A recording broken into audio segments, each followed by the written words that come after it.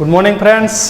तो आजना विडियो में आपणे रेखानो ढाळ शीखीए, पण लास्ट विडियो में जे आपणे शीखी गया तो एनुं थोड़ुं घणुं रिकॉल आपणे करी लईए एटले समजवानी तमने मजा आवे। बराबर, ओके।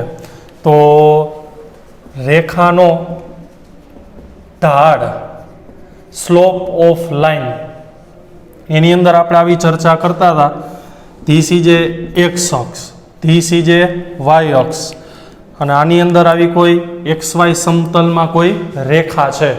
તો સૌથી પહેલાં આવા સંજોગોમાં રેખાનું સમીકરણ શું હતું યાદ કરો જી, વાય બરાબર એમ એક્સ પ્લસ સી, જ્યાં એમ એટલે રેખાનો ઢાળ અને સી એટલે વાય અક્ષ પરનો અંતઃખંડ, વાય અક્ષ પરનો અંતઃખંડ છેદન બિંદુ।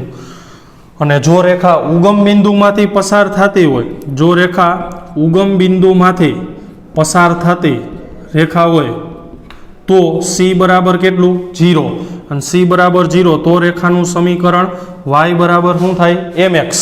તો તમારે જો ઢાળ જોતો હોય તો એના માટે એમને કરતા બનાવો તો વાયના છેદમાં શું થાય એક્સ। તો આના ઉપરથી આપણે શું વ્યાખ્યા બનાવતા હતા ઢાળની, તો કે વાય યામનો તફાવત, વાય યામનો તફાવત અને એક્સ યામનો તફાવત એના ગુણોત્તરને ભાંગાકારને શું કહેવાય રેખાનો ઢાળો। તો આ રેખાનો ઢાળ આપણે શીખવા માટે કોઈ પણ રેખાનો તમારે ઢાળ જોતો હોય તો શું કરવાનું, સૌથી પહેલા એ રેખા ઉપર બે બિંદુ પસંદ કરી લેવાના। આપણે આ બે બિંદુ પસંદ કરતા હતા એ અને બી। એ બિંદુમાંથી જો તમે એક્સ અક્ષ ઉપર લંબ દોરો તો કયો યામ મળે એક્સ યામ, માની લ્યો કે એ x1 જેટલો છે। એવી જ રીતના એ બિંદુમાંથી વાય અક્ષ ઉપર લંબ દોરો તો કયો યામ મળશે વાય યામ, માની લ્યો કે એ y1 છે। તો ફાઇનલી એ બિંદુનો x યામ x1, y યામ y1। એવી જ રીતના બી બિંદુમાંથી એક્સ અક્ષ ઉપર લંબ દોરશો તો x યામ મળશે, અને વાય અક્ષ ઉપર લંબ દોરશો તો કયો યામ મળે y2 નહીં વાય યામ મળે। y2 તો એનું માપ છે, x2 તો એનું માપ છે। તો ફાઇનલી બી બિંદુનો એક્સ યામ થશે x2, વાય યામ થશે y2। તો આ રેખાનો ઢાળ જો તમારે જોતો હોય તો વાય યામનો તફાવત એટલે y2 માઇનસ y1 અને એક્સ યામનો તફાવત એટલે x2 માઇનસ x1। ક્લિયર? તો તેથી એમ બરાબર આને શું લખાય ડેલ્ટા વાયના છેદમાં ડેલ્ટા એક્સ। અને હવે જો કોઈ હું એક આવી રેખા કલ્પી લઉં કે જે એક્સ અક્ષને કેવી છે સમાંતર, તો આને એક્સ અક્ષ પણ તરીકે તમે ગણી શકો। તો આવા સંજોગોમાં એ થી સી સુધીનું આટલું માપ જોતું હોય તો આખું x2 છે, આ x1 છે, આ x2 માઇનસ x1 અને x2 માઇનસ x1 એટલે ડેલ્ટા એક્સ। સેમ એવી જ રીતના બીસીનું માપ તમારે જોઈતું હોય તો આ આખે આખું માપ y2, આ માપ y1, તો આ કેટલું થશે ડેલ્ટા y થશે। અને હવે ધારો કે આ રેખા છે આવડી એ એક્સ અક્ષ સાથે થીટા જેટલો ખૂણો બનાવે છે, તો થીટા જેટલો ખૂણો બનાવતો હોય તો ડેલ્ટા વાયના છેદમાં ડેલ્ટા એક્સ કરો તો આપેલા ખૂણાની સામેની બાજુ અને આ પાસેની બાજુ તો વિધેય કયો આવશે tan। તો વાય ડેલ્ટા વાયના છેદમાં ડેલ્ટા એક્સમાં વિધેય આવતો તો tan। તો ઢાળની બીજી વ્યાખ્યા કઈ થઈ, ઢાળ એમ બરાબર tan થીટા, ઢાળ એમ બરાબર tan થીટા। ક્લિયર થયું? આ ઢાળની બીજી વ્યાખ્યા થઈ। ત્યારબાદ આપણે આની અંદર ચર્ચા કરતા હતા કે ભાઈ ઢાળ માટે બે બાબતો અગત્યની હોય, એક ઢાળનું મૂલ્ય અને બીજી ઢાળની દિશા। તેમાં આપણે સૌથી પહેલા મૂલ્યની વાત કરતા હતા। તો એના માટે માની લ્યો કે આ એક્સ અક્ષ, આ વાય અક્ષ, એક રેખા આવી છે એનો ઢાળ m1, બીજી રેખા આવી છે એનો ઢાળ m2। આપેલી બે રેખામાંથી કઈ રેખાનો ઢાળ વધારે કહેવાય, તો કે આ બીજી રેખા। કેમ ખબર પડી, તો કે એ કેવી છે વધારે ત્રાસી છે, કારણ કે એક્સ અક્ષ સાઈરે પેલી રેખા એટલો જ ખૂણો બનાવશે, એક્સ અક્ષ સાઈરે બીજી રેખા આટલો ખૂણો બનાવશે। અહીંયા જે તમે થીટા કન્સિડર કરો છો એ કઈ અક્ષ સાઈરે કરો છો, એક્સ અક્ષ સાથે મેં આ સૂત્ર સાબિત કર્યું છે। બરાબર, એટલે ફાઇનલી આમાં એક આવું વાક્ય યાદ રાખતા હતા, શું જેમ રેખા વધારે ત્રાસી તેમ તેનો ઢાળ વધુ, એટલે કે રેખા એ રેખાનો ઢાળ એ ત્રાસાપણાનું માપ આપે। ક્લિયર? ત્યારબાદ આની અંદર બીજી બાબત આપણે સાબિતી સાથે મેં તમને કીધી હતી કે જો રેખા એક્સ અક્ષને કેવી હોય સમાંતર તો એનો ઢાળ કેટલો થાય 0 અને જો રેખા વાય અક્ષને સમાંતર હોય એટલે કે એક્સ અક્ષને કેવી થાય લંબ તો આનો ઢાળ કેટલો કહેવાય ઇન્ફાઇનાઇટ. અહીંયા સુધી શીખી ગયા હતા બરાબર. તો આવા સંજોગોમાં કહેવાનો મતલબ એ કે રેખાનો ઢાળ છે એ વધુમાં વધુ કેટલો હોય અનંત હોય, ઓછામાં ઓછો કેટલો હોય 0 હોય. એટલે વ્યાપક રીતે હવે પછીનું તમારે અહીંથી લખવાનું થશે, પહેલાં સમજી લ્યો પછી લખજો. વ્યાપક રીતે આપેલ રેખાનો ઢાળ m is less greater 0 less greater infinite. આનો મતલબ શું થાય? આપેલ રેખાનો ઢાળ m કાં 0 હોય કાં 0 કરતાં કેવો હોય મોટો હોય, કાં અનંત હોય કાં અનંત કરતાં કેવો હોય નાનો. ખબર પડી બધાને? રેડી? ચાલો, આ વાત શેની હતી? ઢાળના મૂલ્યની. હવે વાત કરીએ આપણે ઢાળની દિશા. તો ઢાળની દિશા એટલે ખૂણો. ઢાળની દિશા એટલે ખૂણો કેવી રીતના જરા સમજીએ. તો આ એક્સ આ વાય આ આપણો ઢાળ છે. તો કહેવાનો મતલબ કે આપેલી જે રેખા છે ને એનો ઢાળ કેવો કહેવાય? આપેલી રેખાનો ઢાળ ધન છે. એમની કિંમત કેવી છે? ધન છે. કેમ ખબર પડે એમની કિંમત ધન છે? તો એના માટે માની લ્યો કે આ એ બિંદુ આ બી બિંદુ એક જ વખત સાબિત કરી દો, પછી બીજી વખત ડાયરેક્ટ પરિણામ યાદ રાખવાનું. ચાલો માની લ્યો કે આ એ બિંદુનો એક્સ અક્ષ ઉપર લંબ દોરો તો એક્સ યામ મળે અને માનો કે એનું મૂલ્ય 2 છે. આંકડાઓ તદ્દન ખોટા છે, સમજવા માટે સાચા છે. એવી જ રીતના એ બિંદુ પરથી વાય અક્ષ ઉપર લંબ દોરો તો માની લ્યો કે એનું માપ 3 મળે છે. તો એ બિંદુનો એક્સ યામ 2 વાય યામ 3. સેમ એવી જ રીતના જો તમે બી બિંદુમાંથી એક્સ અક્ષ ઉપર લંબ દોરો તો દાખલા તરીકે આ મળે છે 5 અને બી બિંદુમાંથી વાય અક્ષ ઉપર લંબ દોરો તો દાખલા તરીકે એનું માપ મળે છે 7. બરાબર? તો બી બિંદુનો એક્સ યામ 5 થશે, વાય યામ કેટલો થશે 7. તો આવા સંજોગોમાં રેખાનો ઢાળ એટલે વાય યામનો તફાવત છેદમાં એક્સ યામનો તફાવત. વાય યામનો તફાવત એટલે 7 - 3 છેદમાં એક્સ યામનો તફાવત એટલે 5 - 2. તો 7 - 3 એટલે કેટલા થશે? 4. 4/3. પણ જવાબ આનો 4/3 ભલે આવ્યો પણ કેવો આવ્યો? ધન ને. એટલે આનો મતલબ ઢાળ કેવો કહેવાય? ધન. તો આવી રીતના સમજી શકાય કે ભાઈ જો રેખા આવી રીતના ત્રાસી હોય આમ તો રેખાનો ઢાળ કેવો ગણાય? ધન. અને જો રેખા આવી રીતના ત્રાસી હોય એક્સ અને આ વાય, જો રેખા આમ ત્રાસી હોય તો એનો ઢાળ કેવો કહેવાશે? ઋણ. ચેક કરવા માટે તમારે શું કરવાનું? એ અને બી બિંદુમાંથી લંબ દોરવાના, માપ તમારી રીતના લઈ લેવાના. બરાબર? અને ચેક કરો એટલે જવાબ કેવો આવશે? નેગેટિવ.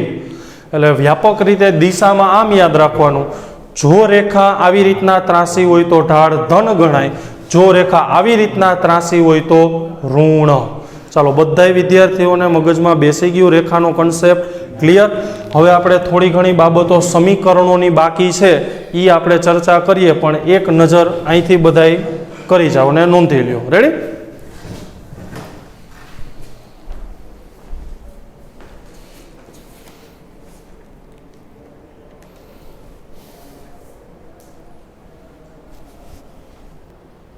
ચાલો, ત્યારબાદ હવે આપણે રેખાનું જે સમીકરણ છે y = mx + c, એમાં ક્યારે કેવી રીતના ઢાળ ઋણ ધન, પછી વાયક્ષ પરનો અંતઃખંડ c છે એ ક્યારે ઋણ ક્યારે ધન, એના માટે 1-2 એક્ઝામ્પલ આપો એટલે તમને પ્રેક્ટિસ થઈ જાય. બરાબર? એટલે આપણો ઢાળનો કન્સેપ્ટ પૂરો થઈ જાય. ચાલો, માનો કે ધીસ ઇઝ એક્સ અક્ષ, ધીસ ઇઝ વાય અક્ષ. આ XY સમતલમાં કોઈ એક આવી રેખા છે. શું છે? રેખા છે. આ રેખા એક્સ અક્ષ સાથે માની લ્યો કે આ થીટા ખૂણો બનાવે છે. તો તમને એમ કહે કે ભાઈ આપેલી રેખાનું સમીકરણ લખો. તો તમે રેખાનું સમીકરણ તમને આવડે છે y = mx + c. આ સૂત્ર પરથી જો પહેલા તો રેખા આવી રીતના ત્રાસી છે એટલે રેખાનો ઢાળ કેવો કહેવાશે? ધન. એટલે આગળ પ્લસ લખવાની જરૂર નથી. અહીંયા એક્સ યામ અને સી એટલે વાયક્ષ પરનું છેદન બિંદુ. હવે આ જે વાયક્ષ છે ઉપર ધન છે, નીચે કેવી કહેવાય? ઋણ વાયક્ષ છે.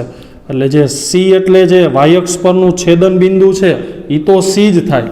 પણ હવે કેવું થશે? નેગેટિવ. તમને સમજાણું? એટલે આપેલી રેખાનો ઢાળનું સમીકરણ થશે y બરાબર mx માઇનસ c, કારણ કે c છે એ ઋણ y અક્ષમાંથી પસાર થાય. મગજમાં બેઠું? બીજા નંબરમાં કે અહીંયા થીટા છે એ થીટા ઇઝ લેસ ધેન કેવું કહેવાય? 90. થીટા જો 90 કરતાં ઓછું હોય લઘુકોણ બનાવે છે. હજુ એક એક્ઝામ્પલ આપીએ એટલે વધારે ખબર પડે. ચાલો માનો કે રેખા આવી રીતના છે, આ x અક્ષ અને આ y અક્ષ, અને આ રેખા છે એ માની લ્યો કે આ ખૂણો બનાવ્યો થીટા. ચાલો આપેલ રેખાનું જો તમારે સમીકરણ લખવું હોય તો કેમ લખશો? y બરાબર mx પ્લસ c પરથી c જુઓ કઈ અક્ષ આયરે છેદે છે? ધન y અક્ષ આયરે ને, તો આનું સમીકરણ y બરાબર mx પ્લસ c જ થાય. કેમ ખબર પડી? ઢાળે જુઓ કેવો છે છોકરાઓ? ધન છે. ક્લિયર થયું? એટલે અહીંયા આગળ સંજ્ઞા આવશે પ્લસ, અને થીટા ઇઝ લેસ ધેન શું થાય?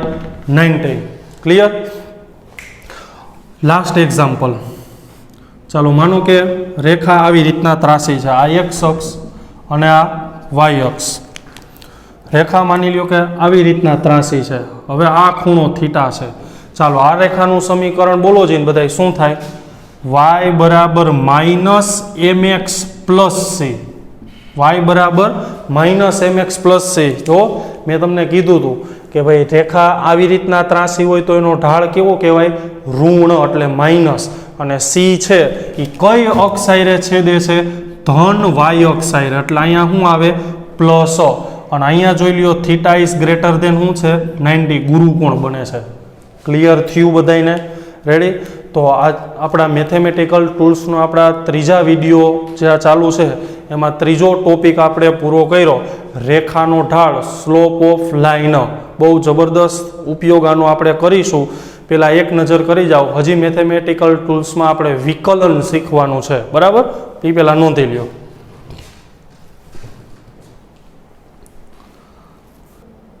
ચાલો રેખાનો ઢાળ શીખી લીધા બાદ મેથેમેટિકલ ટૂલ્સનો next point, next mathematical tools જેનું નામ છે વિકલન. 11-12 સાયન્સમાં મેથેમેટિક્સમાં આવતો સૌથી સારો ટોપિક વિકલન. ઇંગ્લિશમાં એને કહેવાય ડિફરન્સિએશન. ગુજરાતીમાં હાવ ગુજરાતી કરવું હોય તો ફેરફારનો દર. બરાબર? ફેરફારનો દર. ચાલો માની લ્યો કે કોઈ એક જગ્યાએ ક્યાંય આવું લખ્યું હોય, ડેલ્ટા વાયના છેદમાં ડેલ્ટા એક્સ, તો આને શું કહેવાય? એટલે ઢાળ નો કહેવાય. કહેવાય આમ જ વાય આમનો તફાવત છેદમાં એક્સ આમનો તફાવત, પણ એ તો રેખા દોરી હોય ને તો શું કહેવાય? રેખાનો ઢાળ કહેવાય. પણ ગુજરાતીમાં આને શું કહેવાય એમ પૂછું છું, તો આને ગુજરાતીમાં કહેવાય એક્સની સાપેક્ષે, એક્સની સાપેક્ષે વાયમાં થતો ફેરફાર. એક્સની સાપેક્ષે વાયમાં થતો ફેરફાર જેની સાપેક્ષે હોય એ ક્યાં આવશે? છેદમાં. જો કોની સાપેક્ષે લખ્યું છે? એક્સની સાપેક્ષે. કોનો ફેરફાર? વાયનો ફેરફાર. જેનો ફેરફાર હોય અંશમાં અને જેની સાપેક્ષે હોય ક્યાં છે? છેદમાં.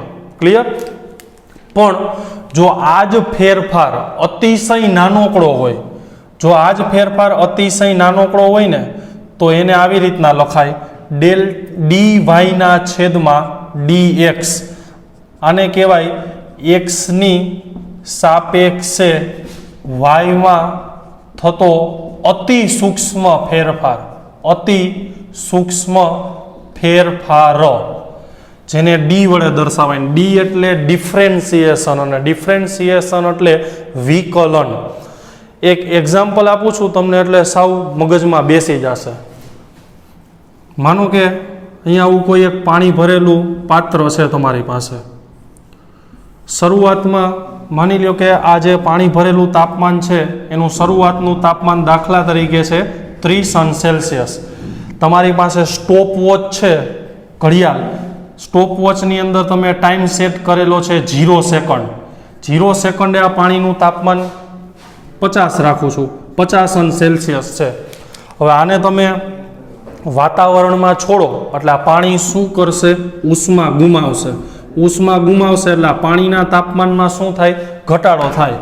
તો દાખલા તરીકે પાણીનું અંતિમ તાપમાન જે T2 છે એ 50માંથી ઘટીને થઈ જાય છે 30°C અને 50માંથી 30°C થવા માટે દાખલા તરીકે 4 સેકન્ડ લાગે છે, અથવા તો મિનિટમાં લઈ લ્યો 4 મિનિટ લાગે છે. અહીંયા લઈ લઉં છું 0 મિનિટ. તો પ્રશ્ન શું છે મારો? સાંભળજો. પાણીના તાપમાનમાં ફેરફારનો થતા પાણીના તાપમાનમાં થતા ફેરફારનો સમય દર, ખાલી દર લખો તોય વાંધો નહીં, સમય દર શોધો. તો પાણીનું તાપમાનમાં કેટલો ફેરફાર થાય છે? તો કે ડેલ્ટા ટી બરાબર T2 માઇનસ T1. એમાં ડેલ્ટા ટી બરાબર T2 એટલે 50, T2 એટલે આ લઈ લઉં છું દાખલા તરીકે 30°, T30°. જવાબ ધન આવે ને એટલે હાલો ને, ભલે ને થયું. આ 50 ને આ 30. તો 30 માઇનસ 50 બરાબર શું આવશે? Minus 20°C. સમયનો ફેરફાર એને હું ડેલ્ટા સ્મોલ ટી વડે દર્શાવું તો એ આવશે T2 માઇનસ T1. T2 એટલે 4 અને T1 એટલે 0, તો કેટલું આવશે? 4 મિનિટ. પણ આપણો પ્રશ્ન શું છે? પાણીના તાપમાનમાં થતા ફેરફારનો સમય દર, એટલે કે તાપમાન અને સમયનો શું આવે? ગુણોત્તર. એટલે કે ડેલ્ટા કેપિટલ ટીના છેદમાં ડેલ્ટા સ્મોલ ટી. તો ડેલ્ટા કેપિટલ ટી એટલે -20, સ્મોલ ટી એટલે 4.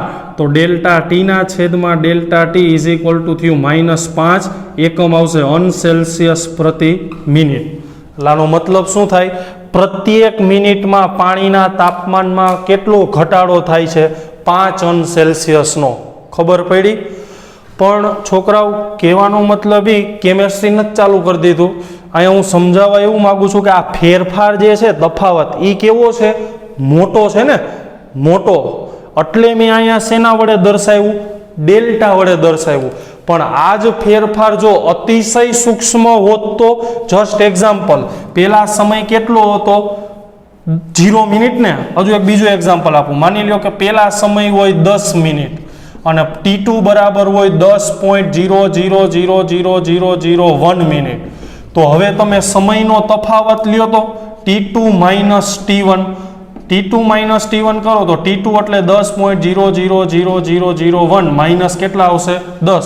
તો જવાબ કેટલો આવે? 0.000001 મિનિટ. તો આ ફેરફાર આવ્યો T2 માઇનસ T1, એ કેવો આવ્યો? અતિશય સૂક્ષ્મ ને. તો અતિશય સૂક્ષ્મ ફેરફાર આવ્યો તો એને શું બતાવાય હવે? DT. હવે એને ડેલ્ટા વડે બતાવાય નહીં. બોલો, મગજમાં બેઠું?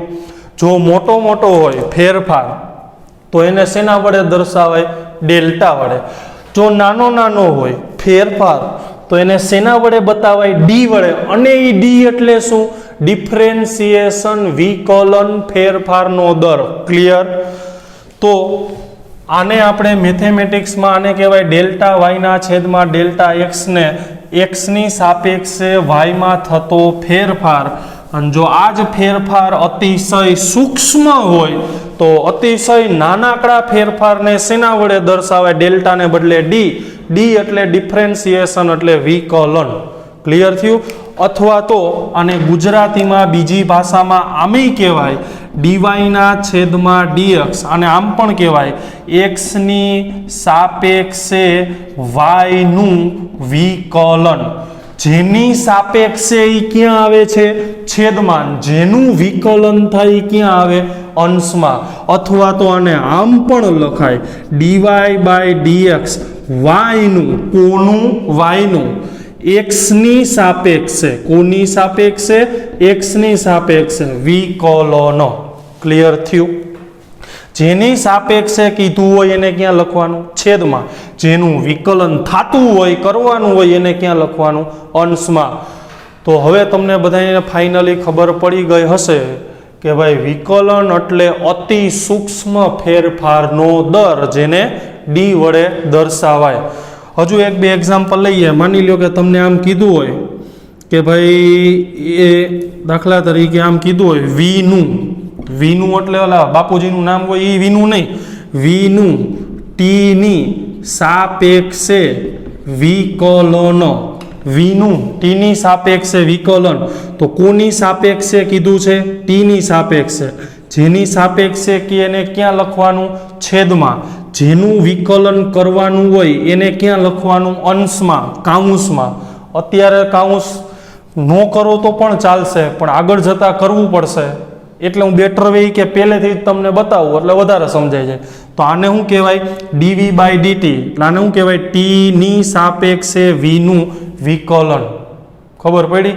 અને એમાંય જો છોકરા વીને તમે વેગ કહેતા હોય અને ટીને પ્રવેગ કહેતા હોય તો ગુજરાતીમાં આને બોલાય વેગનો અતિશય સૂક્ષ્મ ફેરફાર છેદમાં સમયનો અતિ સૂક્ષ્મ ફેરફાર.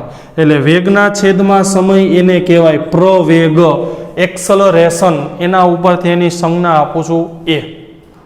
રેડી? ચાલો હજી એક એક્ઝામ્પલ. માનો કે તમને આવી રીતના કીધું હોય કે વાયનું ટીની સાપેક્ષે વિકલન. તો વાયનું ટીની સાપેક્ષે વિકલન એટલે જેની સાપેક્ષે કીધું હોય એને છેદમાં. કોની સાપેક્ષે કીધું છે?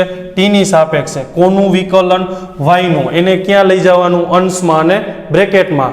તો ડીવાય બાય ડીટી. અને એમાંય છોકરાઓ જો વાયને તમે અંતર કહેતા હોય, ટીને તમે સમય કહેતા હોય તો આને ગુજરાતીમાં કહેવાય અંતરનો અતિ સૂક્ષ્મ ફેરફાર છેદમાં સમયનો અતિ સૂક્ષ્મ ફેરફાર. એટલે અંતરના છેદમાં સમય થયો એટલે બેઝિકલી કહેવાય શું એને? વેગ, વેલોસિટી. કેવી સિટી? વેલોસિટી. એના ઉપરથી એની સંજ્ઞાને હું કહી દઉં છું સ્મોલ વી. ક્લિયર? હજુ એક એક્ઝામ્પલ. ચાલો માનો કે આવું હોય એફનું ટીની સાપેક્ષે વિકલન. તો શું લખાય? હવે ડાયરેક્ટ બોલો જઈને. યસ, ડીએફના છેદમાં ડીટી. ડીએફના છેદમાં ડીટી. અને એમાંય જો બળ એફ તમે એફ તરીકે બળ લઈ લ્યો, ટી તરીકે સમય લઈ લ્યો તો આને કહેવાય બળનો અતિ સૂક્ષ્મ ફેરફાર છેદમાં સમયનો અતિ સૂક્ષ્મ ફેરફાર. એટલે બળના છેદમાં સમય. અને આગળ જતાં આપણે 5મા ચેપ્ટરમાં સાબિત કરીશું કે ભાઈ બળના છેદમાં સમય એટલે એ રેખીય વેગમાન નામની રાશિ આપે. ન્યૂટનના ગતિના બીજા નિયમમાં આવશે કે વેગમાનમાં થતા ફેરફારનો સમય દર તેના પર લાગુ પડેલા પરિણામી બાહ્ય બળ જેટલો હોય. ઊંધું થઈ ગયું. પી તમે વેગમાન કહી દો અને તો અહીંયા શું મળશે? એફ. હાલે ને? 8મો લેક્ચર છે એટલે વાંધો ન આવે. તો પીનું ટીની સાપેક્ષે વિકલન. ચાલો હજુ એક એક્ઝામ્પલ. દાખલા તરીકે આમ ઘણાને એમ થાય સાહેબને ટી જ ગમે છે એટલે ટી લે.